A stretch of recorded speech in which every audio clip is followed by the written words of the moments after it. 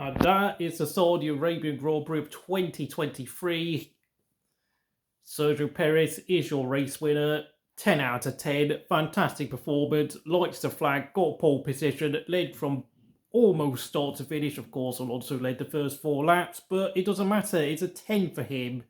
Second place, championship leader, Max Verstappen, holds on to his championship lead by just 1 point, thanks to getting the fastest lap on the final lap. Started P15 after all those shenanigans due to, of course, breaking down in qualifying in, of course, Q2. But nonetheless, it was a fine performance by Max, 10 out of 10, although it has to be said, Jos Verstappen was just grumping around, not refusing to congratulate Perez, just... Yeah, I don't know why on earth Jos still hangs around with Max Verstappen during race weekends, especially now that Max is a double world champion.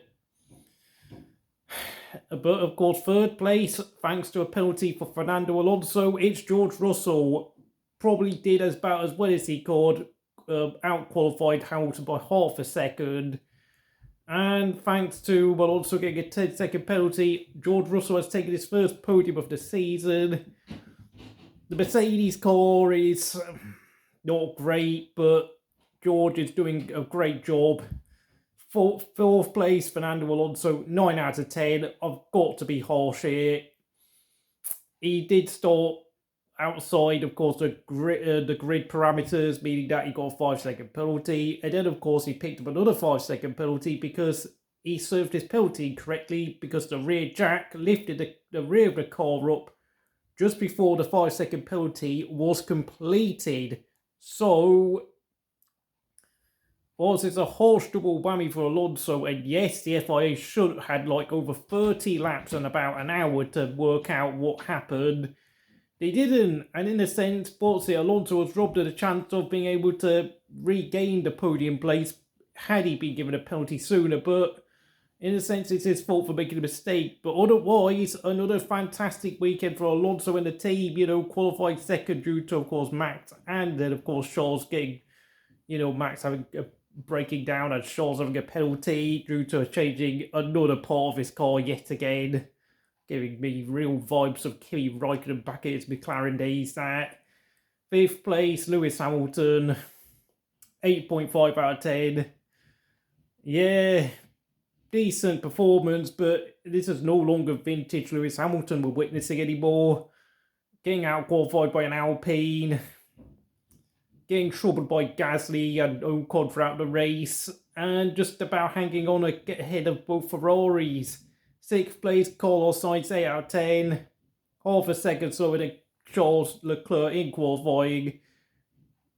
Had an okay race, but nothing to write home about, because Ferrari's race pace is awful. 7th place, Charles Leclerc, 8 out of 10. Made up 5 places during the race, but the Ferrari really are in trouble. I mean, they saw, David Sanchez, the head aerodynamicist, left in between the Bahrain Grand Prix and Saudi Arabia. I don't feel much hope for this team at this point. There's not much I can say. 8th place, Esteban Ocon, 9 out of 10. Fantastic qualifying performance, and of course, beat Gasly. 9th place, Pierre Gasly, 8 out of 10. Yeah, got beat by his teammate, but did a fine job nonetheless. 10th place and the final point scorer, Kevin Magnussen, 9.5 out of 10. I think he got out qualified by Hulkenberg again, but this time he got the final points playing position after spending a long time trying to overtake Tsunoda, and on his 4th attempt he succeeded. Better late than never, I suppose. 11th place, Yuki Tsunoda, 9 out of 10. Great performance to get the AlphaTauri as high up as he did. And then, of course, I'm trying to remember who finished 12th, was it?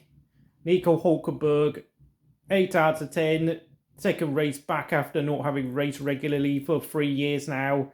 Decent performance, but Magnussen ultimately got the point, whilst Hulkenberg didn't. 13th place, Zhou Guanyu. It's going to be 7 out of 10. Alfa Romeo just have no pace, and I have to say, well... 14th place, it is Nick de Vries, decent performance.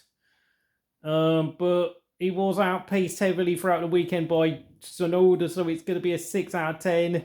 15th place, Oscar Piastri, 7 out of 10. Outstanding performance in qualifying yesterday, qualifying 9th again to Q3. I think he got into a collision early on in the race, which dropped him towards the back because of pit repairs.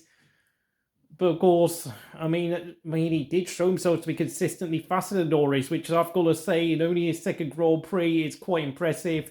16th place, Logan Sargent, 8 out of 10.